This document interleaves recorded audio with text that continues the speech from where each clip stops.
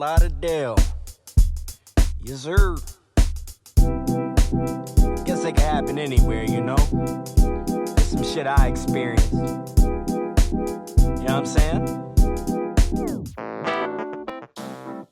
Two brothers in Broward, far from being cowards, turn to a life of crime in this rhyme. Two brothers in Broward, far from being cowards, turn to a life of crime in this rhyme. What's happening? 5 shots in the abdomen, the last of many, set up by his next of kin. Long lessons when these niggas thinking that they blessing men, attesting sin.